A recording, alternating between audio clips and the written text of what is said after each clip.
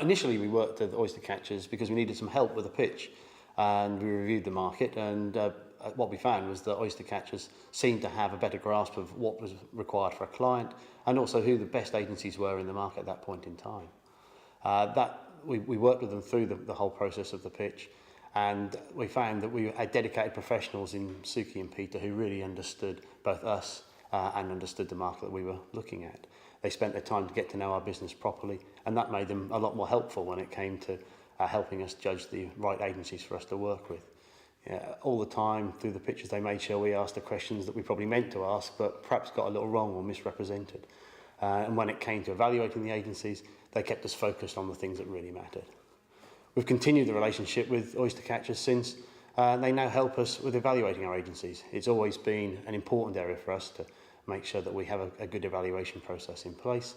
But we perhaps haven't always put the amount of time in that we needed to, or worked out how best to do it, or how to involve our entire team.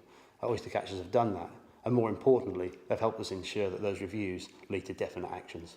From our point of view, the thing that made Oystercatchers stand out from the competition was the extent to which they understood the creative process, the extent to which they spent time getting to know us as a client and what was going to work for us, as opposed to what the generic requirement of an agency was. That's what really made the difference. They demonstrated understanding of their industry, of our industry, and the industry of the agencies that we're working with.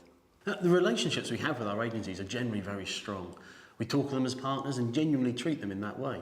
We expect them to be very close to our business, to be deeply involved, and to help us shape the strategy and direction for the future of our business.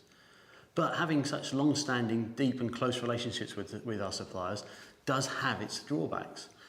We are a very busy, very project-focused team, and we get very focused on the end result. We spend a lot of time having very open and honest conversations about the work itself, but rarely about the way in which the work is done. Working with Oystercatchers has helped us to get a much better handle on the way that we work with our agencies, to spend time on critiquing that and making sure that we don't allow ourselves to get into bad habits. It's very, very easy with such close, trusted partners to allow things that you wouldn't allow normally. And Oystercatchers are helping us to address that and get the best out of the way we work together. So we don't just make great work, we actually enjoy making great work. The biggest challenges facing us as marketing directors at the minute, I think, firstly, is understanding the market we're in. With economic challenges and likely political change, customers are going to take comfort in the familiar. So it's a challenge for us to understand how fast we should develop our brands and how far we should go with them.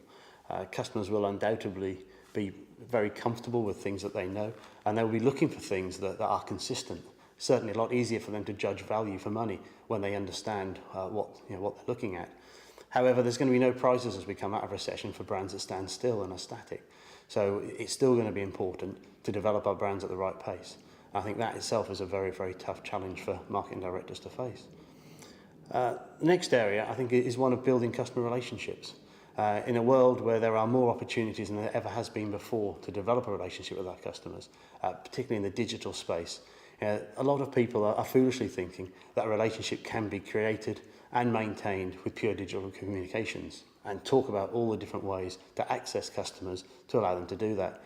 I think that what we have to be very aware of as marketing directors is that if your brand lives in a physical world, that physical connection with the brand is where you really create a relationship. There's no doubt you can use all the digital opportunities to extend it and to strengthen it. But if fundamentally your brand lives in a physical world and the customer's interaction with it is in a physical world, you have to start the relationship from that place. The challenge that sits above all others for marketing directors is one of recruiting, retaining and nurturing talent. As businesses perform within a recession, we see people being more reluctant to take risks with their careers. We've got fewer and fewer people in the marketplace who have real experience of how to grow a brand as it comes out of recession. And that makes a challenge for marketing directors, one of how to direct, lead and develop teams of people that are capable of maximising the growth potential of their brand.